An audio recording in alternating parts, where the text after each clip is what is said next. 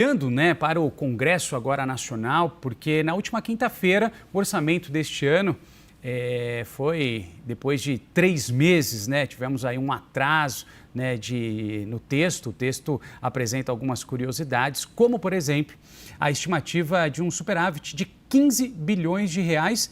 Isso em 2025, embora o programa Pé de Meia não tenha sido mencionado. E aí a gente fala também que os precatórios estão fora da conta.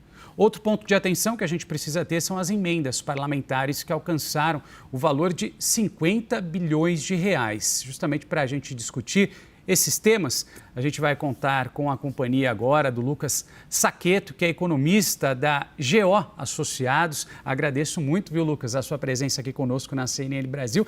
Aliás, desejo a você um bom dia. Tudo bem? Obrigado, Renan, pelo convite. Também retribuo bom dia aos espectadores aí da CNN Brasil. Lucas, te pergunto a respeito do que você acredita, né? Sobretudo que esse superávit de 15 bilhões, digamos, estimado pelo governo, ele é de fato crível? Olha, Renan, eu acho que no começo você já falou um pouco e é bem difícil que esse superávit seja cumprido nesse ano de 2025. Uma, por conta do próprio programa Pé de Meia, que é uma iniciativa importante do governo federal para combater a evasão escolar e tal, mas que no orçamento ele está com uma previsão de gastos de 1 bilhão. Quando as estimativas da própria implementação do programa dão ali um valor em torno de 13 bilhões. Então, essa diferença eu acho que já pode afetar um pouco o valor dessa previsão de superávit de 15 bilhões. Um outro ponto que vale a gente destacar é que o governo, para fazer esse cálculo e chegar em 15 bilhões, ele estima quais serão as receitas do ano e quais serão as despesas. E aí ele faz uma conta básica ali de matemática, subtrai um do outro e chegou nesse resultado que vão sobrar do orçamento 15 bi. O problema é que a estimativa de receita, ela depende de vários fatores, por exemplo, o desempenho da economia.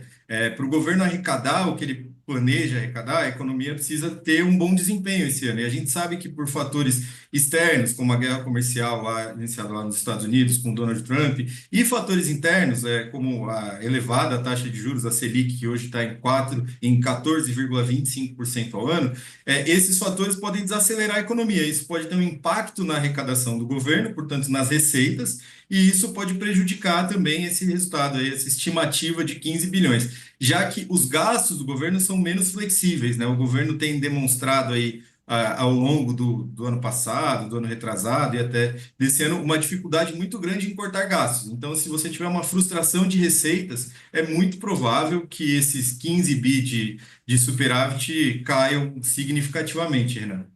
Ponto importante que você destaca. E aí aproveito, né, esse gancho para te perguntar, como é que você enxerga esse valor de 50 bilhões para emendas parlamentares, enquanto o valor mínimo de investimento do governo ficou ali pouco menos de 90 bilhões?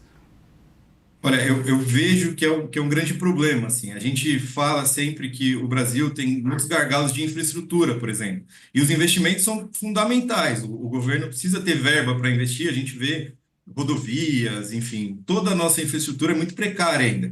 E as emendas parlamentares, apesar de o valor ser destinado para investimentos também, para as prefeituras e tal, ele não tem um planejamento como um programa de investimentos mais robusto. Então, eu acho que esses 50 bi fazem parte de uma coisa que seria muito importante para o Brasil, que é investir um pouco mais na qualidade do gasto público. A gente teria que ter programas mais sofisticados e mais planejados de investimento em infraestrutura. Eu vejo que as emendas parlamentares elas vão um pouco na contramão disso. É um gasto que a gente sabe que tem ali questões políticas envolvidas, então, às vezes, um deputado, por exemplo, favorece uma prefeitura de alguém que ele é padrinho político, e aí, às vezes, esse gasto com infraestrutura não é tão bem gasto assim. E isso é um problema, a gente já é muito atrasado em relação à infraestrutura. A gente estava falando aí, vocês estavam noticiando aí a visita do presidente Lula ao Japão, que é um exemplo de infraestrutura, né? Eu acho que a gente está algumas décadas atrasado, se for comparar com o Japão em infraestrutura, e infelizmente a gente não caminha para chegar mais próximo disso, porque esse tipo de gasto com emendas parlamentares a gente sabe que não tem sido eficiente, né? Eu acho que o governo de fato tem muita dificuldade, aí justiça seja feita, né, para você ter alguma governabilidade no Brasil, você precisa ter uma relação com o Congresso, mas, por outro lado, a gente também tem questões urgentes aí que precisam ser resolvidas. E aí, acho que você disse tudo, Renan. Enquanto a gente tem 90 bi para gastos e despesas em infraestrutura, esses 50 bi de emendas parlamentares podiam ser um ótimo complemento, né? Mas, infelizmente, não é assim. E pelo seu olhar, Lucas, como é que a gente conseguiria equilibrar essa balança? Eu sei que é difícil, né? Não existe uma fórmula mágica, mas esse ponto que você tocou, talvez o dinheiro mal investido ou pouco dinheiro que chega para determinadas áreas, mais dinheiro que é revertido ou repassado para emendas, enfim, tem todo o jogo político por trás disso tudo, mas como a gente equaliza essa balança? Olha, é difícil, é um grande desafio, mas eu acho que tem algumas medidas que podem ir numa direção correta, né? Uma delas é, assim, a gente vê há alguns anos já a discussão de, por exemplo, uma reforma administrativa no governo, né? Modernizar a máquina pública e dar mais qualidade para o gasto público. Eu acho que esse seria um bom caminho. O outro, eu acho que, enfim, existem várias dificuldades, mas eu acho que está na hora da gente discutir na sociedade civil mesmo, e, enfim, o Congresso faz parte disso, medidas que vão no encontro de uma necessidade de investimento em infraestrutura, em questões que o Brasil precisa para ontem. E falta, eu sinto que falta um pouco essa conscientização do governo federal e do Congresso Nacional para caminhar juntos nessa linha, né? A gente vê aí um esforço. No final do ano passado, o Ministério da Fazenda anunciou aí um pacote para cortar gastos que, somados 2025 e 2026, chegaria ali em 70 bilhões, e a gente vê toda a dificuldade que tem para o governo conseguir implementar essas medidas. Uma, porque você tem ali os poderes no Congresso Nacional que dificultam e atrasam, e às vezes o governo envia um projeto de lei que começa de um jeito e termina de um jeito que a gente nunca sabe como vai acabar. Então, eu acho que existe ali mais problemas políticos do que técnicos nessa discussão do gasto público, né? A gente tem aí muita teoria e muita gente que discute essa necessidade de uma modernização da máquina pública, de um corte de gastos desnecessários e uma alocação dos recursos em lugares onde realmente é necessário, né? Mas falta, eu acho que um pouco desse impulso aí, dessa vontade de todas as partes políticas de sentar e falar, olha, a gente precisa conversar e ter aí uma política e um planejamento mais eficiente, né? Precisa deixar isso se sobrepor aos interesses mais pessoais. E para você, Lucas, esse atraso na aprovação do orçamento, ele deve prejudicar os planos ou até mesmo os investimentos do governo? Acho que os investimentos não exatamente, não, mas dá um sinal muito ruim, assim. O Brasil já enfrenta uma situação fiscal bastante delicada, né? Não é de hoje.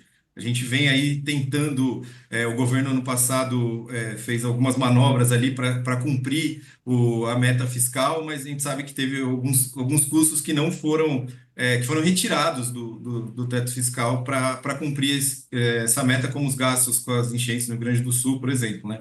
Mas eu acho que passa um sinal muito ruim. Eu fiz um levantamento breve aqui, né? E o Brasil, desde 88, não cumpriu o prazo para enviar o orçamento 11 vezes.